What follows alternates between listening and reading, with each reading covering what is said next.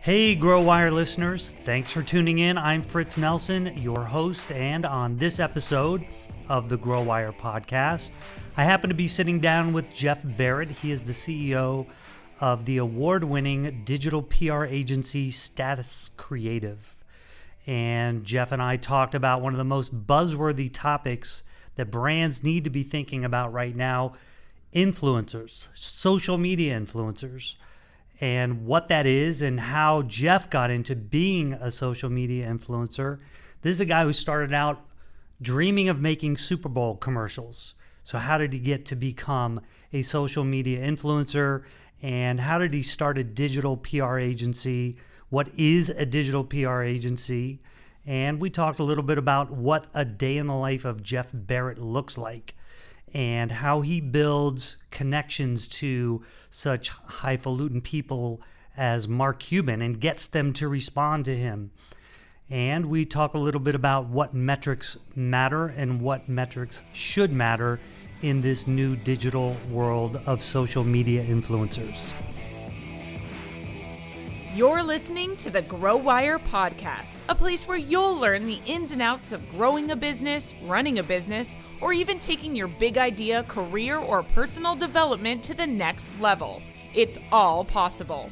Our host, Fritz Nelson, the editor-in-chief of GrowWire.com, will take you on an exploration of growth through candid conversations with some of the most brilliant minds in entrepreneurship, entertainment, business development, and more. Whatever your goal, we know you'll walk away with the right tools to help fuel your journey of growth. Before we dive into this episode with Jeff Barrett, I want to thank our sponsor, Hint. If you don't know about Hint yet, their brand is all about making everyday chores more enjoyable. It started with Kara Golden, Hint's founder, who needed a way to drink more water, but wanted flavor without the sugar and sweeteners that come in most drinks. So she created Hint Water. It was just a hint of flavor from real fruit essences without any of those added sugars or sweeteners. I think that one of the most intriguing flavors is probably pineapple, but there's also kiwi and blackberry and crisp apple. But why don't you try them out for yourself? Go to hint.co/welcome to get 30% off your first purchase. And while we're talking about Hint, make sure you head over to our website, growwire.com, for the latest episode of The GrowWire Show featuring, yep, you guessed it, Hint. Find out why Kara Golden decided to start making the fruit-enhanced waters and how she took the company from her kitchen to some of the biggest grocery chains in the United States. Watch the full episode now on growwire.com.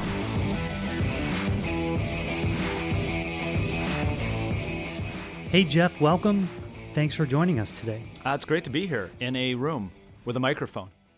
2 microphones. Oh, we got 2 microphones and a view.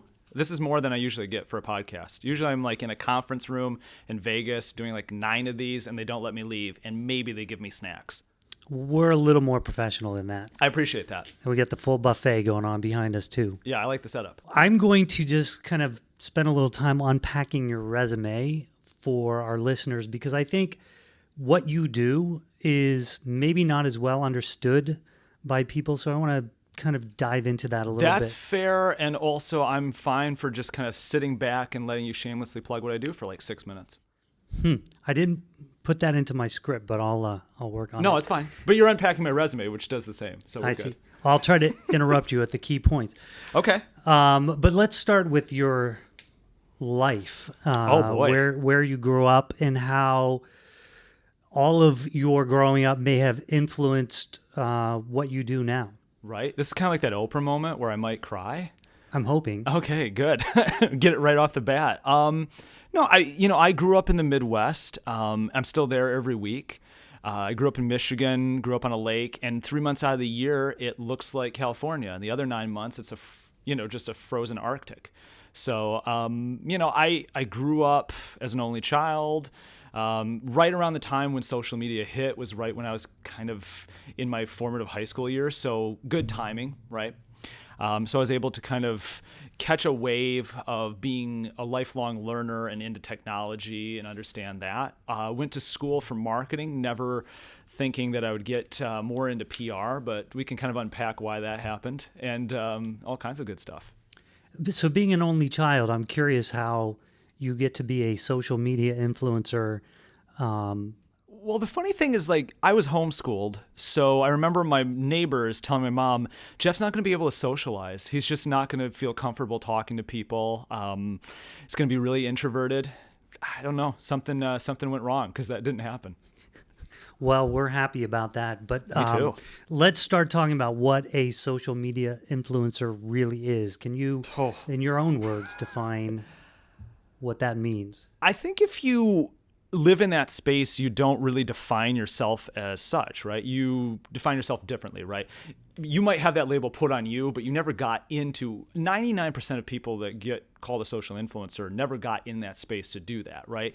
They were building a following to be a thought leader. In my case, building a following because I was in PR, and I realized if you're going to ask somebody to do something rather than just asking them out of the blue, maybe you should have some leverage, right? You create a social influence. Now you have leverage. Now you can kind of have a one-on-one conversation about doing things rather than going, will you please cover my client in this magazine? Like, that just is inherently inefficient, right? But so, I mean, that's why I started to build up a following. I know a lot of other people who kind of did it for other reasons. But I think really all of it is just social influence is creating leverage so that you can either get exposure for the stuff you're doing or for your clients, or just give you, an opportunity to break through a door. And you know what? There's a lot of competition out there. There's a lot of differentiation. In any industry, there's probably 200 people that you could say are just like me. So what I hear you saying is that when you're being homeschooled and people said, what do you want to be when you grow up? You didn't say, I want to be a social media influencer. No, it didn't even exist. Right. I knew I wanted to do something where I was in communications or I was talking to people. In fact, actually, I got into marketing just so I could make Superbowl commercials. I've never made a Super Bowl commercial. I probably never will, and that's fine because, you find different paths and really you pivot like every 18 months, no matter where you are. So if we go back to this sort of squishy definition of what a social media influencer is. Super squishy.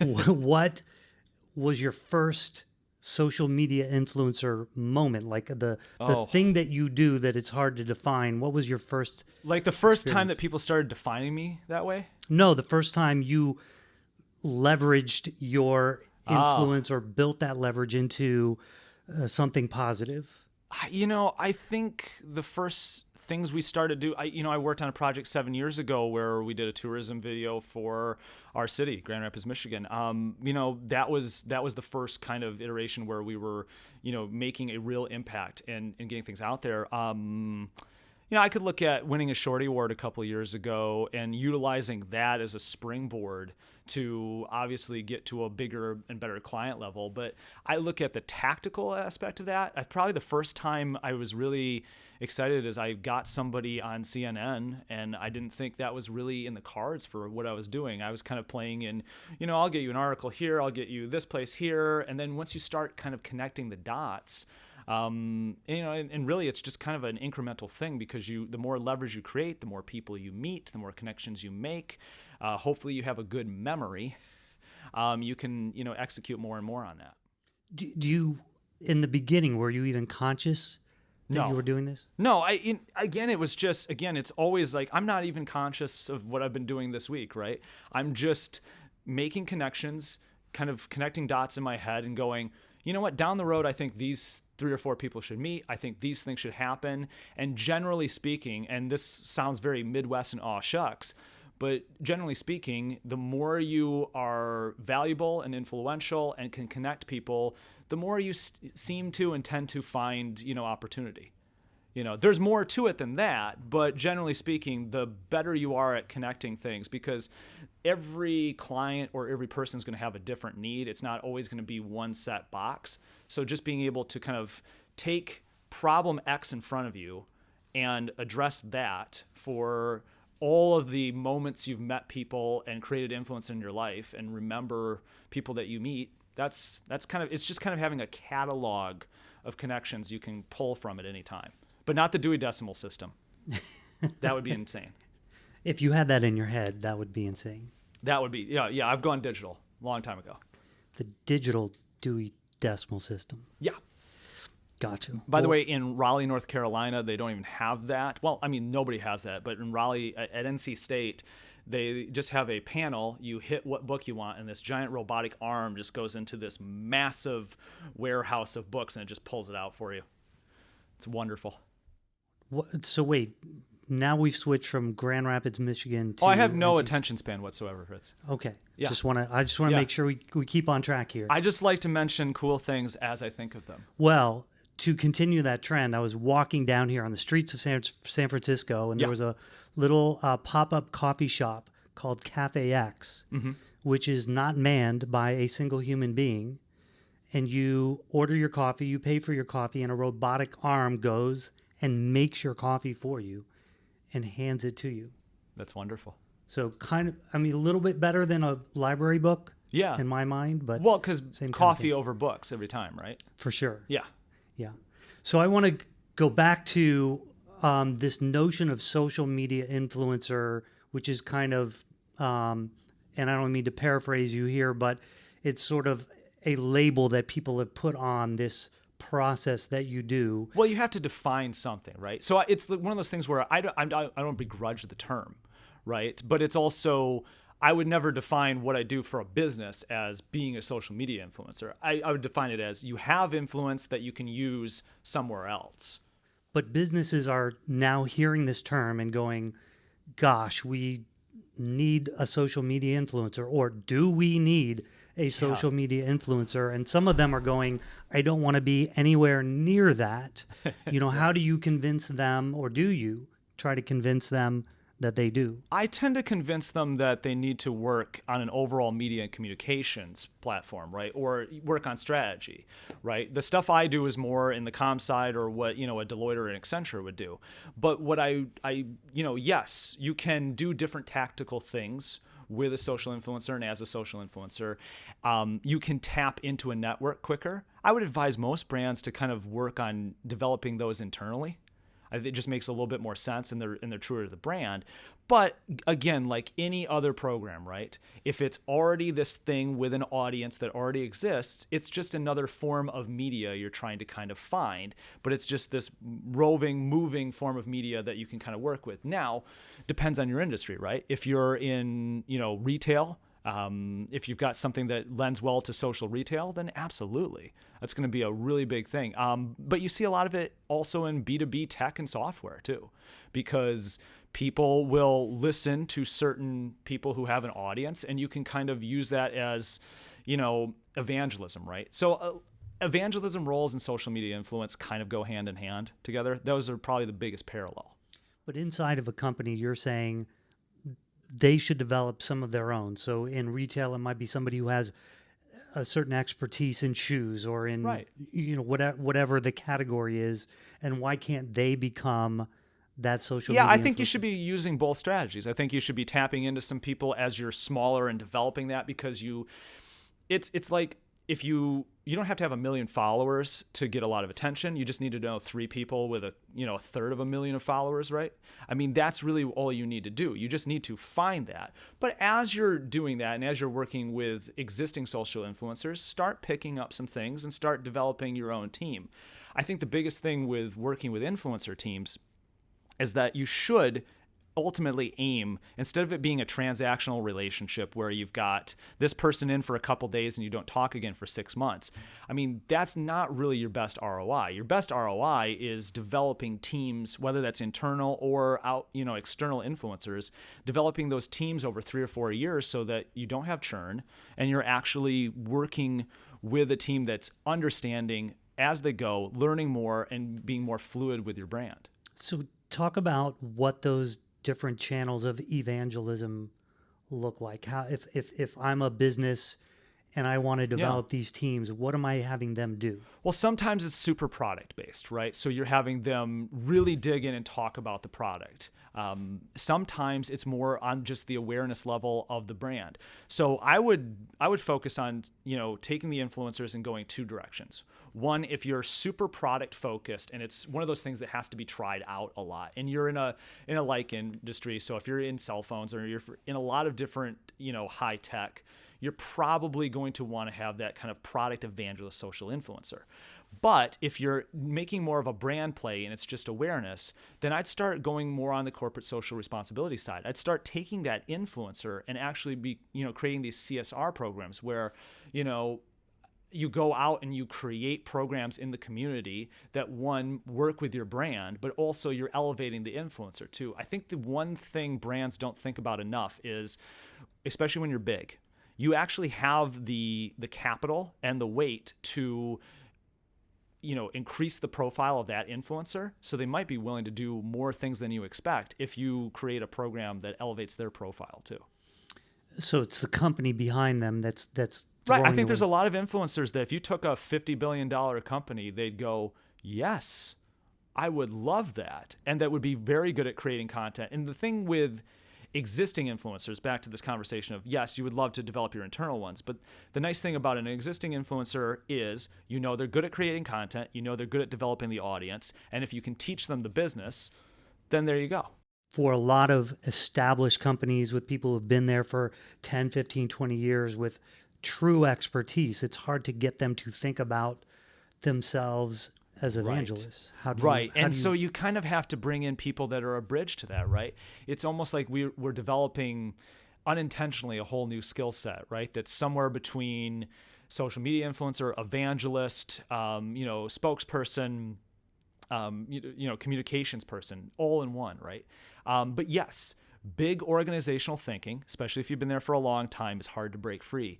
I tour the country and I go to a lot of startup ecosystems and talk to people. And like in Cincinnati, what they do is they have an executive in residence from Procter & Gamble or Kroger that sits in the startup hub, Centrifuge, and that person is outside of the main thinking of the big company, connects with all the startups, and then brings them back into the fold. So they're kind of like an evangelist for the company, but we always look at big companies helping startups, but just as importantly, startups can help big companies stay nimble and be able to move a little bit quicker. Because that's the biggest catch-22 of a large organization. Ton of resources, very hard to move quickly. Sure. I want to just talk a little bit more broadly. You have what you call a digital public relations firm. Yeah. Whenever I see that word digital, I start to think of it's almost like you're defining what you're not as much as what you are. But what do you mean by digital? What public relations firm isn't digital these days? Right. I think it's just in the name, we want you to know that we really hate press releases and we focus on newer sources of media, right? So we might value just as much getting on, a web version of NASDAQ and CNBC as getting on CNN. Take for example, Cheddar, right? We'd utilize Cheddar just as much as we'd utilize CNBC. Again, it all kind of works to the end goal, but understanding that we can utilize social media, we can utilize digital media just as much as we can utilize conventional media to get where we need to go. Do you think that the audiences that you're hitting through these more digital platforms are skew younger?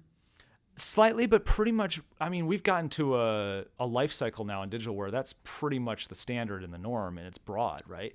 People utilizing, people getting content on their phone isn't a new thing anymore. So you have to stay up on tech and lifestyle trends and where people are getting their content and how they want to digest that. Obviously, we're skewing much more toward video than written content. We'll continue to keep doing that. I'm actually a little bit surprised that we haven't gotten much deeper into creating more documentary style content on these major digital platforms rather than written content. I get it. It's digestible, but I think we're eventually getting to the point where publications like Inc. and Forbes and Entrepreneur are going to start looking a little bit more like Vice. Why do you think that is?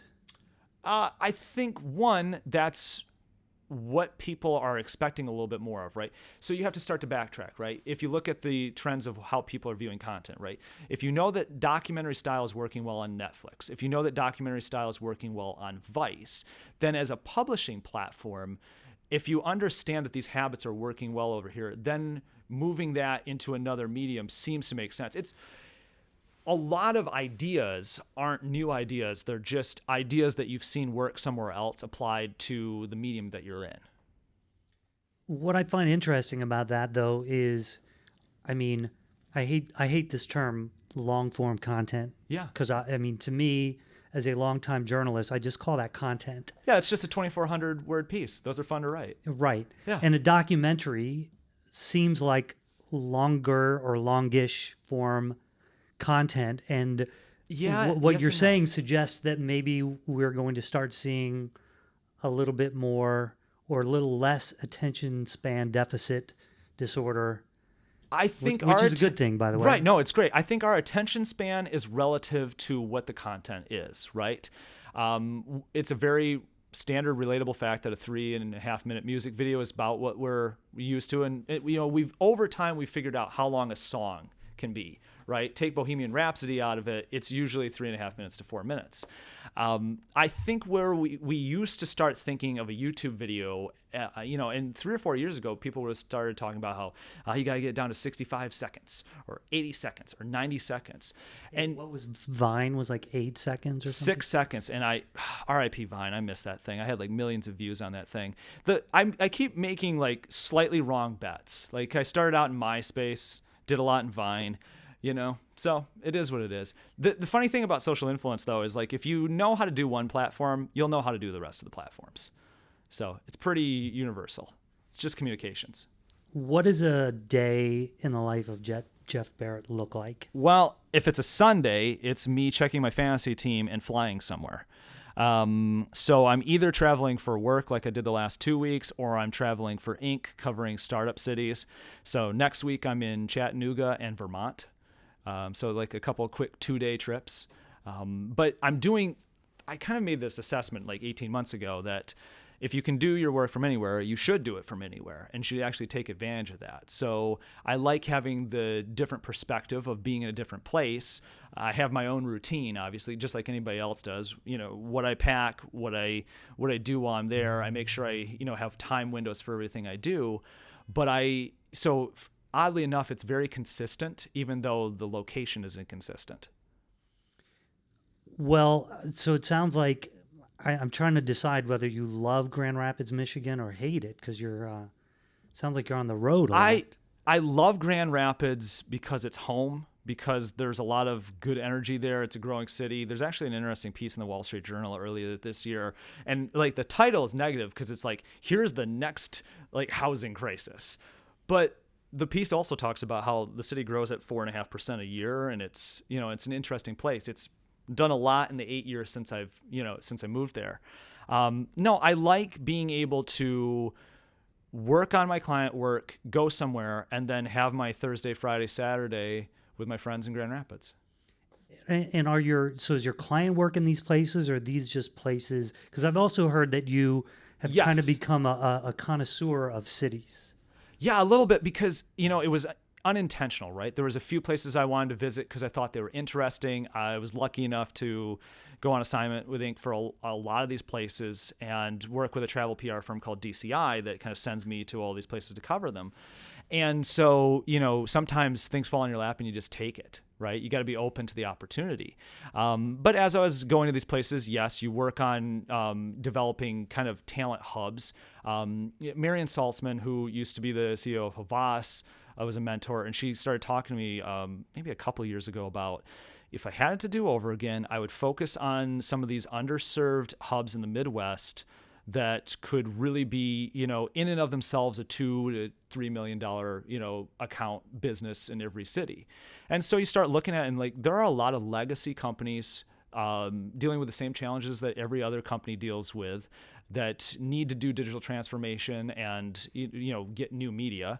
And so you start making those contacts and you go there. And then over time, I started realizing I'm starting to learn a lot about how a city functions, how its ecosystem works. And now I just give every city I go to unsolicited advice about like how to grow it. I'm like, well, this city did this, or this city did that. And now I feel like there's this weird job of not city planner, but like startup ecosystem planner that should probably exist in every city. Sure. I mean, what cities? You've mentioned Cincinnati. Yeah, because they do a really good job of connecting with big companies there. They specifically look at it from this lens. They say, we're going to take Procter & Gamble, Kroger, Fifth Third Bank, University of Cincinnati Children's Hospital, and we're going to make that startup, we're going to make these big companies their first client. Meaning, if you've got a big company and already as a client, you're, X percentage more likely to succeed. And so tying them with those big companies, and you see that in 5 or 6 other markets to varying degrees, right? But being so that, give me some examples. Well, I think what are you most excited about? Pittsburgh's done a great job, specifically in robotics, bringing in some companies, whether it's Uber, Google, Autodesk, all of these things. Pittsburgh kind of got on the map first with that. Columbus is the sneaky big city. I mean, San Francisco is, I think, the 13th largest. Columbus is the 14th largest city in the country, like close to 900,000 in the downtown, and like a couple million in the metro. So you don't really realize that until you get there. So the largest concentration of capital, you got Drive Capital, which came as a spinoff of Sequoia, that's in Columbus. So you're starting to see, a concentration of. There's always been old money in these areas, but old money resistant to investing in tech. So you've started to see the tech investors come there, and then the old money is falling behind. So all of these clusters, whether it's Indianapolis, Columbus, Pittsburgh, Cincinnati, Raleigh, Richmond, all these areas are very primed to grow a lot. And a lot of them have big legacy companies, or in the case of Raleigh, Raleigh is a big hub for HQ2s of a lot of big companies. Why is it? Do you think it's always tech that's kind of leading some revitalization? Sometimes it's healthcare, biotech. Sometimes it's tech. Interesting city, Colorado Springs does a good job of getting first-time investors, people that have a lot of money but have never ever invested in anything, on board, which I thought was really fascinating. Tech seems to excite people, but I think the maturity of tech and going, I think this is a safe bet. I think this is a riskier bet, and this 3D printer company over here, you don't even want to touch, right? Having that expertise and knowledge. The other thing is a lot of these markets have been developing this for 10, 15 years, or in the case of Pittsburgh, 40 years with Carnegie Mellon. So they've got the expertise, they've got the talent, they've got the people, they've got the big companies. We just weren't looking at them. We found the concentration in Seattle or Silicon Valley or New York or Boston or Austin, and we felt good about that. And there's a lot made about how, there's a migration moving away from these cities. Not necessarily. I think there's just a realization that there are more markets where this is viable, where you don't even have to look at it from a cost of living standpoint. I mean, that's an obvious. That's why Raleigh has a lot of HQ2 is because it's just cheaper there. But, and there's a good talent workforce because you got the research triangle. But usually if a city has a good research institution, it has solid investors, and it has people that are being intentional about driving a startup ecosystem so they're making smart decisions, not just decisions, it tends to go pretty well. This podcast was brought to you by The Second City. If content is king, then funny content is the emperor of the universe. Second City Works, the B2B side of world-famous comedy mecca, The Second City, uses the same comedy shops pioneered on their legendary stages to create totally original digital, social, and video content. Want your audience to pay attention to your message? Second City Works content connects because it's honest, it's authentic, and it's fall down funny. Visit secondcityworks.com to find out more. I want to ask a couple more questions about you, and then I want to try to give the audience some more ideas to think about for their own strategies. But yeah. Who are some of your mentors or people who you think have propelled your career and your own influence? I mentioned Marion Saltzman. She was great. There have been a lot of people along the way. I remember maybe 7 years ago when I was starting to try and build influence. I was writing for Washington Times, and then Mashable, and there were a lot of people, whether it was Dave Kirpin or Amy Jo Martin, that were open to the interview. So one of the big things I did, much like this interview, is I made sure that I talked to the people. I thought Charlene Lee was a good one too. David Armano. I talked to a lot of people early going that I thought, these are smart people that are clearly doing it better than I am, and have been doing it for longer. And if I'm lucky enough to interview them, that would be great. But you always have to come to that conversation with some kind of leverage, right? So I was like, well, if I'm going to try and pick your brain, then I'm obviously going to get a piece in national media about you, right? So that was the transaction. And, it worked well for everybody, and I've kept in touch with everybody. And then that's allowed me to meet through them other people and more people and meet cooler people that have been, open again to having the conversation. I'm kind of always not surprised, but always a little, excited when I'm able to kind of get in touch with anybody. I've gotten to the point now where if a client asks, can we get in touch with X? I'll find a way. It's just ironic and interesting. It's like, I remember I was working on a Taco Bell thing, and that's how I met Chrissy Teigen. So, and it's just random and through the internet, but you just engage in different ways. Right. But in addition to you connecting with them, they have to be receptive to it. And you have to approach it like anything. You have to approach it with, hey, I'm providing some value because you don't know me. You don't know what I'm about. So you need to get something out of this rather than just, you're busy. You're not going to give me 30 minutes for no good reason. So that's kind of how you do it. Right. But you did a piece for GrowWire, and you had Mark Cuban tweeted it out. Like, how do you get somebody to respond to your requests in that sort of way? Do you want me to give you the real nuts and bolts on that? Like sure, the real on that? Okay, so if you're going to talk to Mark, which, by the way, Mark will send you an email in the middle of the night. He's amazingly responsive, and it's probably the one thing I learned the most from Mark, and it's the same thing I do. So I am incredibly responsive. Now, it might be 2 sentences, but I'm checking that email a lot. And, and also I think getting to the point quickly on those so you don't have an email chain. If you're the kind of person that's going to go through a 13 email back and forth, you're never going to be able to be responsive. So getting to the point, getting through it. But the nuts and bolts on that is, Mark's done 1 million pieces that have talked about Mark. Mark doesn't need to do another piece that talks about Mark.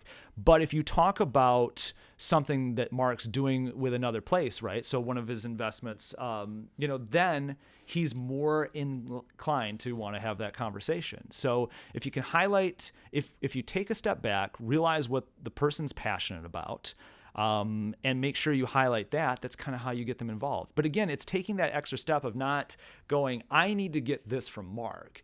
It's trying to think of, okay, what would benefit Mark and what would make him want to respond? Sure.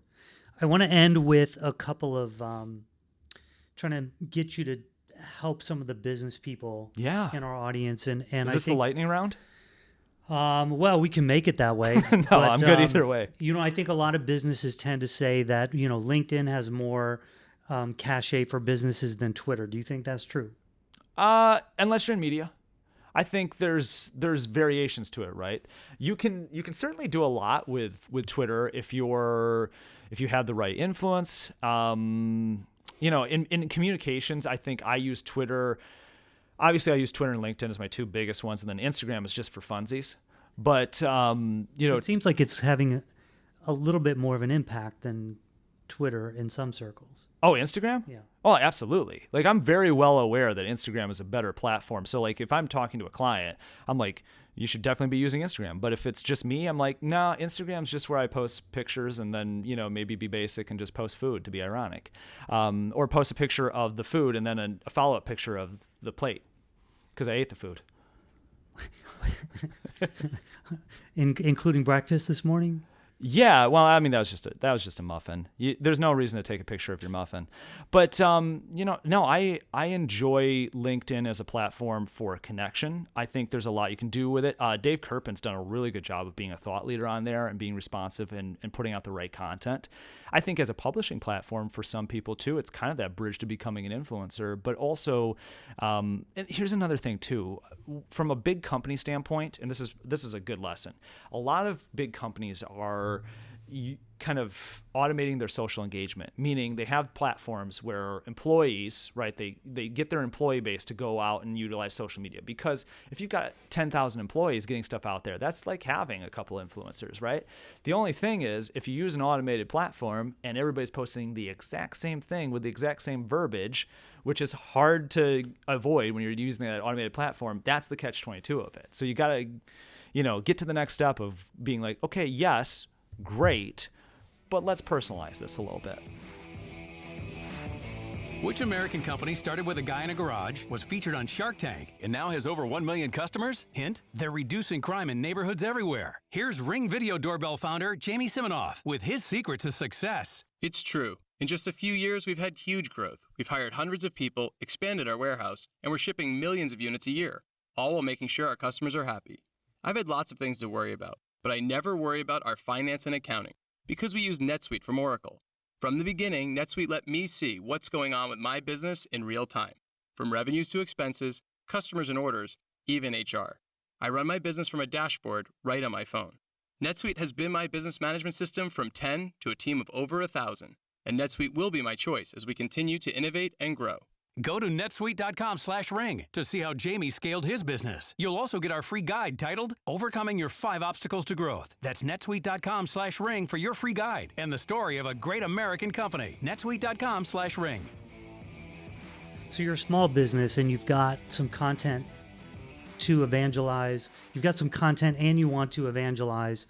And you need to compete with the bigger businesses. Right. Yeah. But also you have the choice of publishing it on your own platform, your own site, or going to a LinkedIn, as you talked about, or even taking it to something like Medium. How do you make those choices? I think there's a little bit that comes down to intention, right? If your intent of that piece is straight up awareness, then go to the social channel you have the most clout on, right? If you're trying to use it as a sales piece, right? An evergreen sales piece, then you want to go to the most, reputable platform. So you're going to try and get that on a platform that's not your own, right? That's going to be earned media. That's what I would do. What are some of the biggest mistakes that companies make as they approach social media, especially in the beginning? Yeah, and I talked about that one about how, yes, putting it out to the masses through everything. The thing about social is you're going to make a ton of mistakes, right? One, don't be afraid of making a bunch of mistakes. Maybe not, a ton of mistakes, but finding your audience will take a little bit of time. And so what you need to do is get in there, get responsive. But I think the biggest mistake people make is that they try and grow this social following organically, in the sense that they're like, okay, well, we're going to incrementally grow and we're going to get this out to our networks. And really, it's more about attaching, especially in the early going. When you have 5 or 10 or 100 followers, you're not going to get your stuff seen. So don't worry about the content as much as worry about connecting to places that have 2 million, 3 million, 5 million, 10 million followers and finding a way to motivate them to share your content. Now, there's a million different ways you can do that, whether or not that's, product exchange or, finding other ways to motivate or just having interesting content that they find that they can work with. But ultimately, the bigger issue is don't spend a year and a half trying to grow it on your own, attached to as many other sources of followers as you can, whether that's, conventional media, whether that's digital media, whether that's other people with channels in your area. A lot of businesses really want to look at what all of these activities are bringing in. Right. And what metric's important and what metric isn't, right? Right. I mean, it's some of these are long-term plays, right? And especially the communication stuff. Yeah, and without having those metrics in hand today, I don't know what I spent yesterday, what it really got me today. What metrics do matter, what metrics should matter, and how should businesses start looking at their influence? we utilize numbers a lot because it's very easy for a CMO to make a case to the big boss, we did this, right? And you have to have tangible proof of what you did. Now, in public relations and communications, it's not as tangible, right? Sometimes it's not, we moved this widget, right? We can get into surveys, we can get into testing, we can get into a lot of data on brand affinity. But more or less, I don't care about how many impressions you got. I don't care about mentions. I don't care about any of your social metrics. I care about the reach and depth and in breadth of how far you can get stuff out to as many people as possible, and then how targeted it can be, right? So when I work on campaigns, there was a campaign I worked on earlier this year where we knew we were only going to get maybe 10,000 impressions going up against Google. And we didn't care because those 10,000 impressions were going to be directly utilizing the product. So all 10,000 of those impressions were people actually utilizing the product that they needed to buy, which was a 7-figure product. And if you just get a few people utilizing that, you've made the money you need to make off that project. So your metric really isn't based on what the CMO needs to show. It's based on what you're trying to drive, whether it's product or service. And again, yes, that's where you get in that nebulous space where it's like, okay, sometimes we're just trying to elevate the brand and its profile. And sometimes that's not as definable. But I think you can and you should, when applicable, deploy this and define it by the actual sales metric.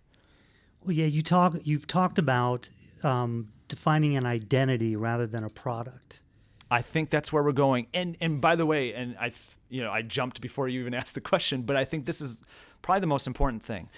We used to live in a space where you had 3 broadcast networks or then cable, and it was dictated to you what the brand was. The brand told you, this is who we are, this is how we want to make you feel, this is how we're trying to get you.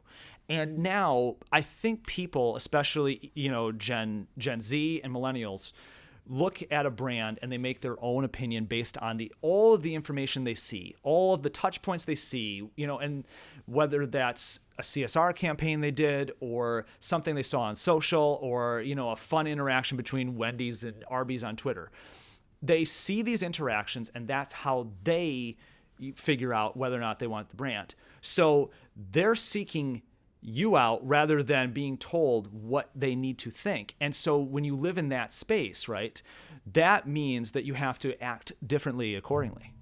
So I'm going to end with going back to the beginning. You talked about how coming full circle. When you were younger, yes, you dreamed about making a Super Bowl commercial.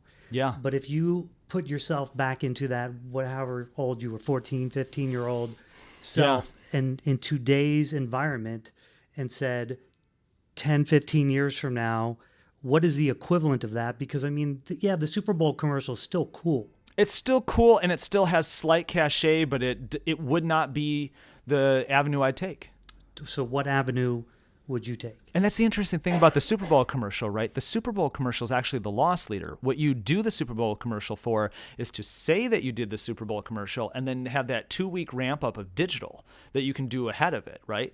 I'm more interested in that, right? I'm more interested in the broad CSR campaign that I can do, right? I'd rather create a diversity inclusion center in 17 cities for a major company than spend that money on a Super Bowl commercial for 2 reasons. 1, I've now made an incredible impact in a community. And 2, for the same amount of money, now I've touched all of these communities on a local level, on a deep personal level, and now for the next 5, 10, 15 years, they're going to look at my company and always be reminded of, that's a company that's helping me out in that area. So I think we've gone to a point where we are now, instead of, trying to say, we're Nike, go buy these shoes, now we're saying we are a brand, and we are here to help you and serve you. And don't get me wrong, some of that's calculated, right?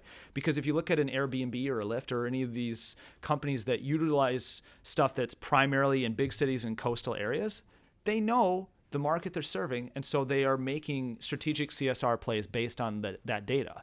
It's inherent in the company itself, but they also know that that's their audience too.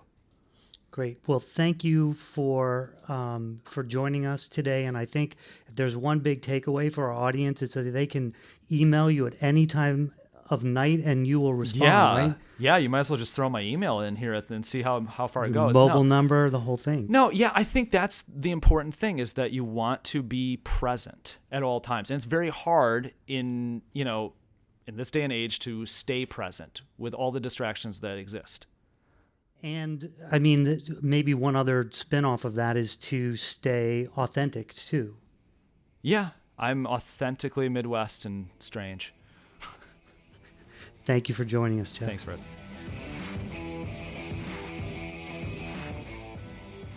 Thank you so much to Jeff Barrett for coming on this episode of the Grow Wire podcast and sharing all of his insights on influencers, digital media, and what all this means for your business. I also want to shout out to everyone who made it possible, our sponsors over at Hint, The Second City, and Ring, as well as our editing crew over at Lampstand, and of course, our producer, Kendall Fisher. Talk to you next time. You just listened to the Grow Wire podcast with host Fritz Nelson. Make sure to keep tuning in for more episodes full of tips, tools, stories, and strategies to help take your personal and professional growth to the next level. Until next time.